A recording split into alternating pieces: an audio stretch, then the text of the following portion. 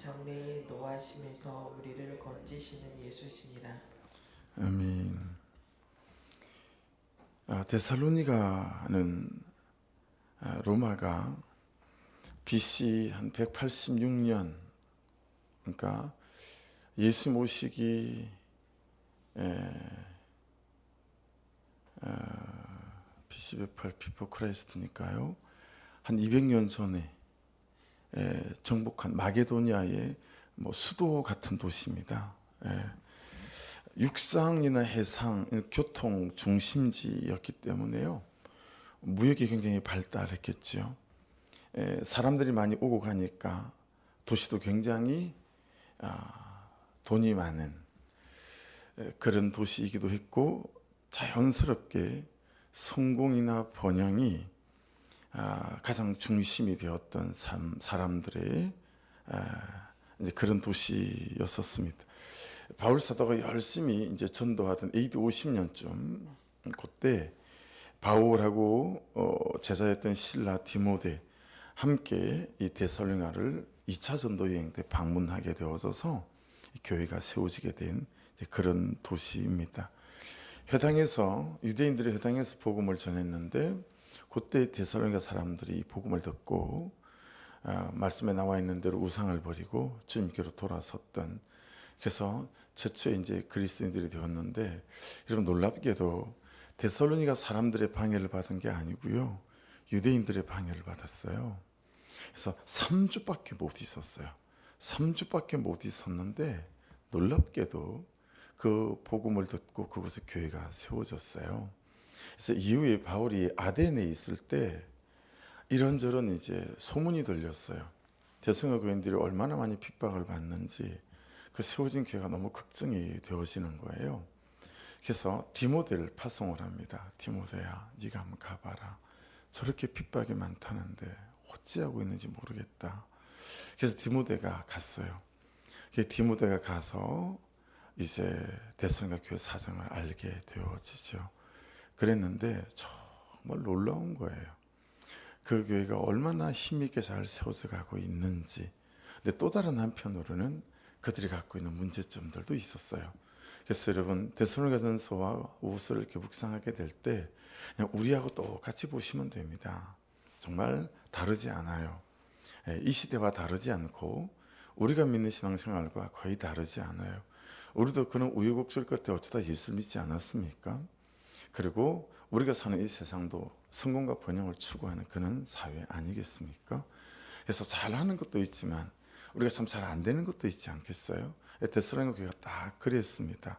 그런 때 주시는 말씀이니 이 말씀이 오늘 사는 우리에게, 나에게 허락하시는 하나님의 아주 충분한 그런 음성이 될 수 있는 그런 메시지가 될 수 있겠죠. 그래서 바울 사도가 그들이 어떻게 하고 있다는 소식을 듣고 너무 감격스러웠습니다. 그래서 그들의 수고를 막 칭찬하기도 하고 또 격려하기도 하고 또 그들의 환난과 핍박을 막 위로하기도 하고, 그런 내용이 데살로니가 전서에 기록되어졌습니다. 그래서 제가 이제 말씀을, 데살로니가서 말씀 1장 말씀을 이렇게 갖다 붙였는데, 한참 묵상을 하는데 묵상을 하다가 다시 이제 기도책을 이렇게 보니까 내용이 조금 달라요. 거의 똑같은데 좀 달라요. 그래서 내가 개역 개정판을 옮겨 붙이지 않고 개역 한글판을 옮겨 붙였나? 그리고 이렇게 보니까 그게 아니고 데살로니가 후서 1장 1절부터 10절까지를 묵상을 하고 있었던 거예요. 근데 내용이 그리 비슷해요. 그리고 둘 다 10절까지 있고, 중간쯤 묵상하다가 오늘은 제가 좀 일찍 하루 좀 세미나를 갔다 와서 피곤해가지고요, 일찍 잠이 들어서 2시 40분에 이제 일어나가지고, 그래가지고 다시 묵상했죠. 다시. 근데 그 정도로 1절은 똑같고요. 그래요. 그래서 여러분, 이 로마 제국에 굉장히 많은 기득권을 누리고 살던 데살로니가 사이였기 때문에요, 그리스도인들이 많은 환난을 받았습니다. 그리고 핍박도 되게 많이 받았는데 이게 되게 많이 극심했어요. 그래서 데살로니가 사이의 삶의 이유는 아까 말씀드린 딱 두 가지예요. 어떻게 하면 성공하고 어떻게 하면 번영하는가, 이 두 가지 주제가 그들의 삶의 온 이슈였었습니다. 그러니 그런 사회에 그리스도인들이 살고 있으니까 생각해 보세요. 세상 사람들보다 내가 자랑할 만해야 되지 않겠어요? 사업을 해도 좀 더 잘 되고 직장에서 좀 더 잘 승진도 하고 그렇지 않아요? 다른 사람 25평 아파트로 넓혀갈 때 나는 32평으로 넓혀가기도 하고 그래야 이 성공과 번영을 추구하는 세상 속에서 그리스도인들이 할 말이 있을 거 아니겠어요? 근데 맨날 받는 게 핍박이고 맨날 받는 게 환난이니까 내세울 게 하나도 없는 거예요. 얼마나 힘이 들겠어요. 그러니까 여러분 신앙이 흔들리는 거예요. 그럴 수 있지 않겠어요? 그 시대는 알아쓰는 게 다 성공과 번역인데 에이 그리스도를 믿고 예수를 믿는데 맨날 받는 게 환난이고 핍박밖에 없으니까 뭐 딱히 할 말이 없는 거죠. 그러니까 신앙의 뿌리째 흔들리기도 하고 맨날 갈등도 생기고 막 이런 거예요. 왜? 성공이 안 될까? 그렇죠? 왜 잘 안 사라질까 나는? 그것도 이렇게 예배하고 예수님도 믿고 기도하는데 이런 갈등이 일어나는 거예요. 그래서 여러분 지금 러시아가 전쟁을 일으켜서 우크라이나가 막 고통 중에 있어요. 그렇죠? 여러분 기사를 보니까 군인들 시신을 파묻을 데가 없는 거예요. 그래서 우리 옛날 무덤을 파내고 거기다 지금 군인들의 시신을 안장을 해야 될 정도로 그들에게 이제 죽음은 일상이래요.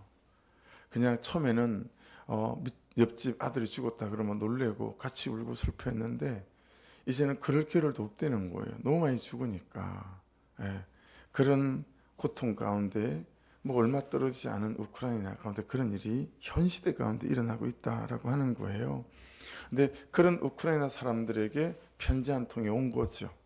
그런 것처럼 극심한 혼란과 핍박 가운데 있는 데살로니가 교회 성도들에게 또 오늘을 살아가는 저와 여러분에게 참 뜻대로 왜 이렇게 안 되지? 내가 예수를 믿는데 내 친구들이 나를 예수 믿는 줄 알고 내 형제들이 내가 예수 믿는 줄 아는데 난 맨날 이렇게 왜 싸울까? 왜 이런 갈등이 있을까? 여러분 그 유튜브를 보니까 8살짜리 딸아이가 7살짜리 학교가 안 간 딸아이가 세상에 밥을 같이 먹는데 엄마한테 그러는 거예요. 엄마 내가 안 태어났어야 되나 봐. 엄마가 밥을 먹다 깜짝 놀라는 거죠. 왜? 내가 안 태어났으면 엄마 아빠가 맨날 이렇게 안 싸울 거 아니야. 내가 태어나서 이렇게 엄마 아빠가 싸우는 매일 밥을 먹는 그 와중에도 막 싸우더라고요. 내가 태어나서 엄마 아빠가 이렇게 싸우나 봐. 내가 안 태어났으면 엄마도 다른 남자만 7살짜리 애가 어떻게 그런 말을 하는지 모르겠어요. 얼마나 걔한테 이게 어려움이 됐으면 그렇죠? 여러분 이런 어려움을 우리가 갖고 살잖아요. 싸우고 살고 다투고 살고 돈이 없어서 맨날 쩔쩔매고 그런 가운데 이 편지가 왔다고 생각하시면 돼요. 그런 우리 가운데 이 하나님께서 이 편지를 하나님의 말씀을 주셨다라고 생각하시고 이 말씀을 묵상하면 될 것 같아요. 여러분 그리스도인의 삶의 주제는 뭐 별다른 거 없어요. 뻔해요. 나 자신과의 싸움이 있죠. 죄와의 싸움이 있죠. 현실과의 싸움이 있어요. 사단과의 싸움이 있죠. 이제 영적인 전쟁이죠. 그런데 여러분 이 네 가지보다 참 힘든 싸움이 한 가지가 있습니다. 그게 뭐냐면 세상이 고함치는 소리, 시대 정신과의 싸움이에요.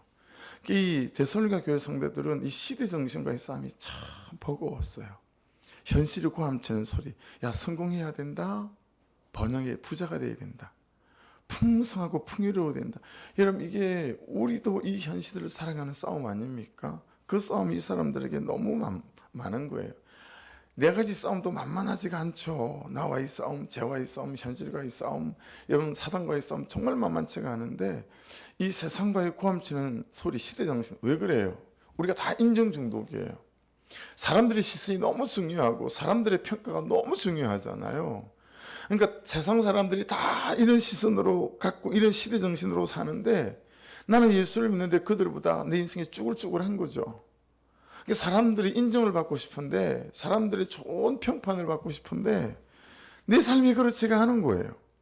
그리고 힘이 드는 거예요. 이게 갈등이 되고 그리고 이 싸움이 정말 만만치 않은 싸움이다 라고 하는 거예요. 그 시대 세상 사람들이 고함치는 소리나 시대정신이 다 그 시대 사람들의 삶의 이유가 되죠. 그렇죠? 시대 정신이 그 시대 그 사람들의 삶의 이유가 되고요. 목적이 되고요. 목표가 되는 거거든요. 근데 여러분, 우리의 정신은 뭐예요? 세례 요한을 말씀을 붙잡는다면 그는 흥하에 겪고 나는 쇠하리라. 예수님 잘 되십시오는 많이도 계시지 않습니다. 세상의 시대 정신하고 우리 시대 정신하고는 이게 극과 극이지 않습니까? 그런 시대 정신을, 성경의 정신을 우리가 붙잡아야 하니, 여러분, 우리의 갈등이 만만치 않지 않습니까? 그렇죠? 그래서 어느 수요일 날 한참 됐어요. 한 2년 넘은 것 같아요. 저기 이종문 권사님 좀 자리에 앉은 자리에 무슨 생각으로 돌아왔는지는 모르겠으나 21살쯤 돼 보이는 청춘 남자가 이렇게 앉았어요. 서로 사랑하는 사이인가 봐요. 예배 중에도 영감 만지고 쓰다듬고 난리가 아니에요. 근데 하필 그날 찬송이 뭐였냐면 우리 선배님이 제일 싫어했던 골고다 언덕 그런 찬송이었던 걸로 기억해요. 그래가지고 이제 예배가 끝났어요. 그래서 이제 기도하다가 버뜩 그 사람들이 생각이 나서 만나봐야 되는데 싶어서 쳐다보니까 없어요. 한 2주가 지나다가 요 길거리에서 그 사람을 만나지 않았겠어요. 그래서 이제 이야기를 했어요. 저기 예배로 왔었던데 거기 교회 목사입니다. 그랬더니 그때서 알아보고 네 하고 이제 인사를 하게 됐어요. 그래서 그날 어떻게 교회를 오게 됐냐고. 그래서 둘이서 좋아하는데 계속 싸우기도 하고 막 그래가지고 오늘 우리 교회 한번 가보자.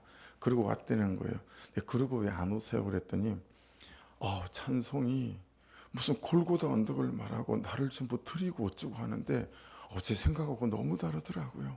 그래가지고 겁이 나서 그 다음부터는 못 오겠더라고. 여러분도 그러지 않으세요? 그래서 충분히 제가 이해가 되는 거 있죠. 그러고도 남겠다 싶은 거죠. 시대 정신과 다른 성경의 정신을 우리가 붙잡고 살아가는 거니까. 데살로니가 교인들도 그러지 않았겠어요. 그러니 갈등이 되고 신앙이 막 흔들리는 거죠. 여러분, 우리는 오히려 그 성공하고 잘 되기 위해서 예수를 더 잘 믿고 그렇게 예배하고 기도도 하는데 그게 다 수단이고 도구일 뿐이더라라고 하는 거죠.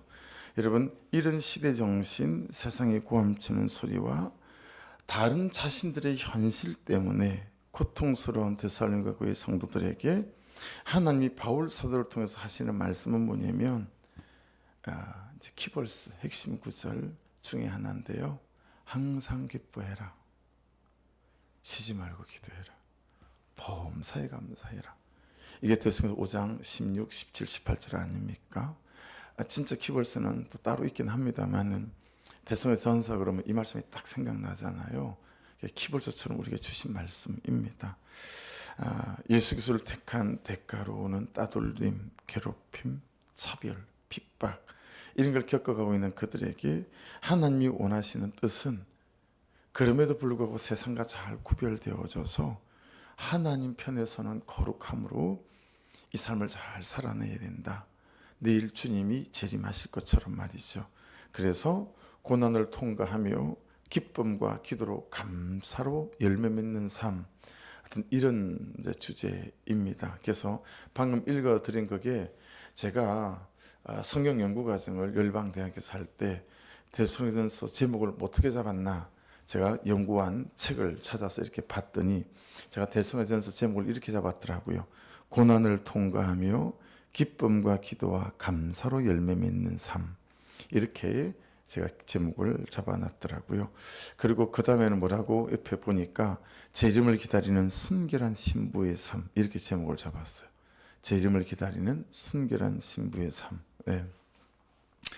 그렇게 이제 바탕을 깔고 그냥 오늘 수요일이니까요.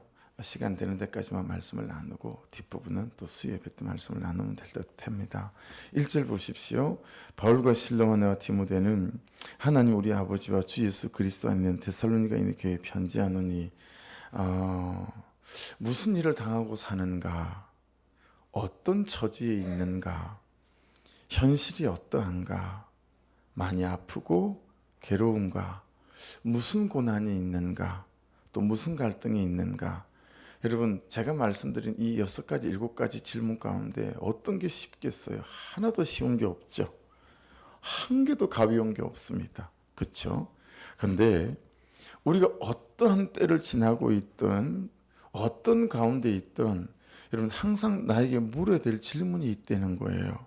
그게 뭐냐면 지금 나는 예수 그리스도 안에 있는가라는 질문이라는 거예요. 말씀이 그렇지 않습니까? 주 예수 그리스도 안에 있는 데살로니가인의 교회에 편지하노니 그렇게 말씀합니다. 그러니까 여러분 이게 달라요. 예수 안에 있는가? 네. 지금 바울은 예수 그리스도라고 부르죠. 그리스도의 뜻이 뭐죠? 메시아라는 뜻 아닙니까? 그렇죠? 그게 음역이 된 겁니다.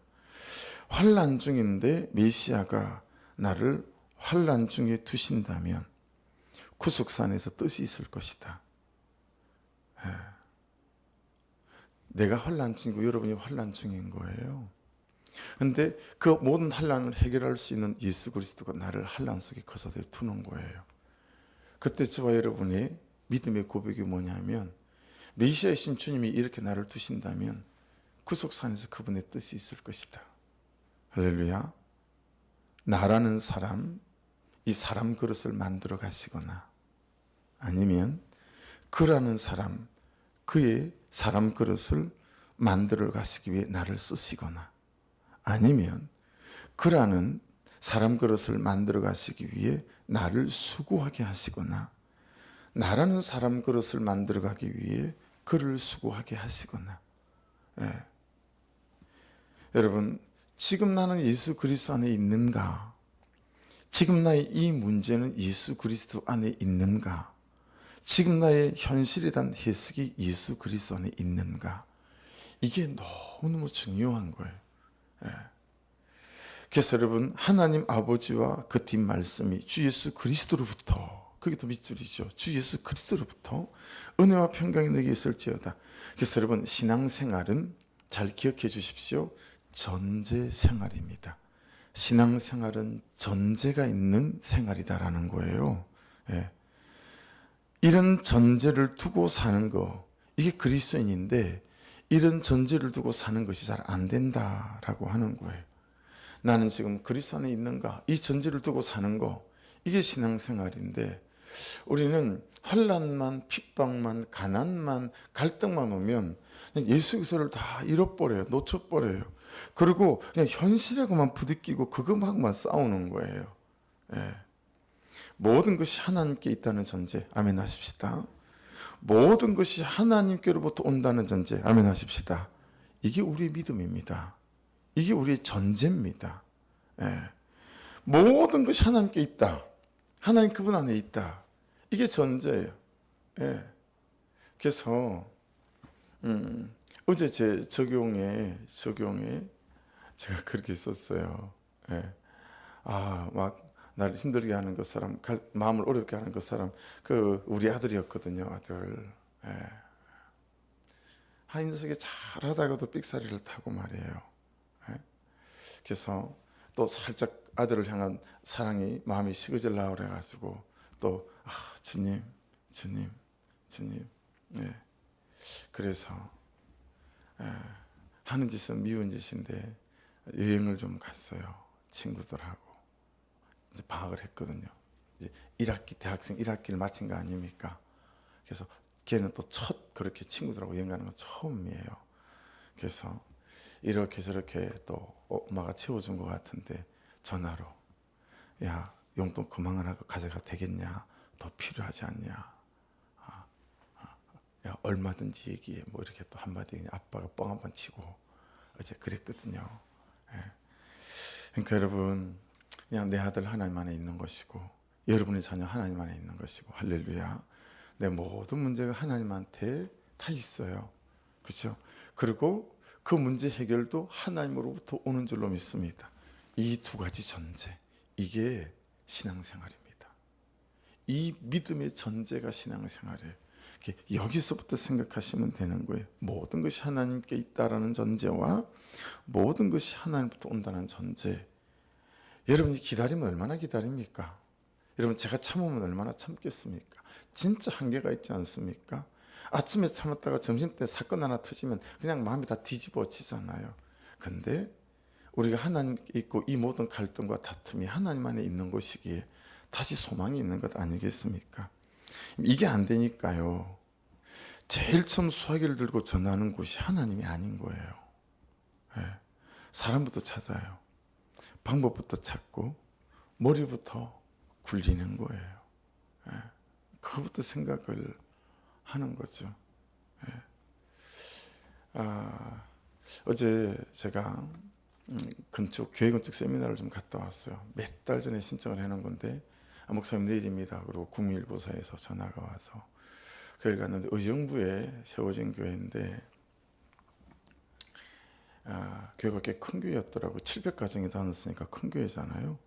근데 이제 재개발이 수용이 되면서 성도들이 많이 떠나버렸어요. 절반 이상 교회가 다 성도들이 떠나버리고, 이게 재개발에 되어지게 되면 이제 교회가 이렇게 대출을 못 받아요. 땅이 이게 조합으로 들어가 버리기 때문에 내 재산권 행사를 하지 못해요. 돈이 가진 게 몇 억밖에 없는 거죠. 근데 이제 교회는 지어야 되고, 근데 교회가 견적이 한 60억이 나온 거예요. 방법이 없으니까 우리 여기 운정에 있어요. 사닥다리 건설회사라고 세계력교회 장로님이고 나이가 30대인데 회장이에요. 뭐 교회 목사님들 중에는 모르는 사람이 없는 이제 그런 분인데 연락이 왔더래요. 그래서 가보니까 목사님이 이제 이 회장님하고 이제 얘기 나누는데 사닥다리 대표하고, 목사님 재정은 어떻게 이렇게 공급을 하실 겁니까? 그랬더니 기도하겠습니다. 그럼 대출하실 겁니까? 대출해야 되겠지만 지금 방법이 없어서 어디서 빌리고 싶지는 않습니다. 그러고 나니까 1분 동안 계속 그 목사님이 이제 화면에 나왔어요. 자기만 쳐다보더라는 거예요. 그런데 목사님이 하시는 몇 가지 얘기가 너무 감동이 돼가지고요. 60억 공사 금액이 들어가는 걸 한 푼도 받지도 않고 공사를 시작을 한 거예요. 자기가 다 떠안아가면서 건설회사에서. 그 감동받은 기점이 이 목사님이 저 사람 보지 않기로 결정했습니다. 온 교회가 릴레이 기도 시작했습니다. 그리고 금식을 시작했습니다. 하나님이 살아계신 하나님이시니 그분이 방법을 찾아줄 줄로 믿습니다. 그 한마디에 감동이 돼가지고요. 이윤을 추구하는 회사가 60억에 대해서 돈 한 푼 받지 않고 이 공사를 시작해서 완공을 하고 난 다음에, 여러분 완공을 하니까 재산권이 형성이 됐어요. 그리고 대출을 받아가지고 문제를 해결을 했더라고요. 근데 그 말을 하면서 이 나 대표가 막 우는 거예요. 강연을 하는데. 근데 저도 엄청 울었어요. 왜냐하면 요즘 나한테 그 믿음이 없다 싶어가지고, 요즘 나한테 문제가 생길 때마다 하나님한테 막 전화 걸어서 하나님 어떻게 해요? 이러는 믿음이 없고 왜 이렇게 자꾸 사람을 기대고 사람을 찾을까? 이게 너무 회개가 되는 거예요. 그래서 그분도 우는데 내가 제일 앞에 앉았거든요. 되게 큰 공간이고 많이 왔어요. 근데 제가 여기서 은혜 받고 가야 되겠다 싶어서 제일 앞에 앉았어요. 앞줄에 아무도 안 앉았는데 제일 앞에 앉아서 이러고 쳐다보는데 그냥 하나님의 음성이었어요. 그래서 그분도 울고 저도 울고, 참 다시 돌아봐지는데 말씀이 또 이 말씀이라. 여러분 우리는 왜 자꾸 하나님한테 먼저 전화를 안 걸고 사람부터 찾을까요? 자꾸 사람의 생각과 방법부터 생각을 할까요? 머리부터 왜 굴릴까요? 왜 계산기부터 두드릴까요? 여러분 우리는 체질적으로 나를 보고 나를 살피고 내 죄를 보는 게 잘 안 되는 것 같아요. 근데 여러분 참 놀랍게도 있잖아요. 하나님을 먼저 찾잖아요. 그러면 하나님을 먼저 구하잖아요. 그럼 희한하게 나부터 보여요. 그렇지 않던가요? 하나님을 딱 찾으면 나부터 보여. 이게 하려고 해서 그게 아니라 그냥 그렇게 되지 않습니까? 그렇게 되더라고요. 그냥 거룩하신 하나님 그분을 찾고 그분 앞에 서면 보이는 것은 내 죄고 내 허물이에요. 그렇죠? 절대 그 사람이 안 보여요. 보이는 건 내 거짓이고 내 허물이고 내 부정함이고 내 불순종밖에 안 보여요. 그러니 하나님 앞에 서면 절로 되는 게 그는 나보다 옳도다예요. 안 될 수가 없어. 이건 하고 싶어서 하는 게 아니에요. 그냥 되는 거예요. 이거는 그냥. 그렇죠? 그러고 보면 여러분, 이사야가 그분이 그랬고 예레미야가 그랬고 바울서도 그랬고 다 그랬습니다. 바울 손을 오죽하면 나는 날마다 죽노라. 나는 죄인 중에 기수다 그랬겠어요. 하나님 앞에 서면 설수록 자기는 그냥 죄밖에 안 보이는 거예요. 자기 죄밖에. 그러니 누굴 탓하며 누굴 정죄하며 누굴 판단하겠어요. 그렇죠? 그러니 구속사의 사건들이 일어나는 것 아니겠습니까? 여러분, 성경이 하나님 앞에 섰는데 내 죄 말고 다른 사람의 죄가 보인 사람이 누가 있겠습니까? 그렇죠? 그러니 판단이 잘 되고 정죄가 잘 된다면 청진기예요. 무슨 청진기일까요? 내가 지금 은혜 안에 있는가 아닌가 이걸 판단하는 청진기가, 다른 사람이 판단되고 정죄된다면 얼른 생각하면 되세요. 청진기가 진단하는 거예요. 내가 하나님의 은혜 안에 없구나 지금. 내가 지금 그리스도 안에 있지 않구나. 그리고 여러분 나를 추스려서 그분 안으로 뛰어드시게 되면 삶에 참 많은 염려와 문제들이 하나님 그분으로부터 은혜로 말미암아 해결받는 그 은혜를 누리고 사는 저와 여러분 될 줄로 믿습니다. 그래서 대성서를 시작하면서 이 전제를 두고, 이 전제를 두고 하는 것이 신앙생활이라는 걸 잘 유념하시고, 오늘 말씀을 또 새로운 말씀을 묵상해 가시다 보면 여러분 매일매일의 말씀 속에 내 갈등과 싸움 속에 이 시대 정신 속에 내가 어떤 길을 걸어야 할지 말씀해 주시는 그분의 음성이 있게 될 줄로 믿습니다. 기도하겠습니다. 나머지 말씀은 또 수요일에 오늘 저녁에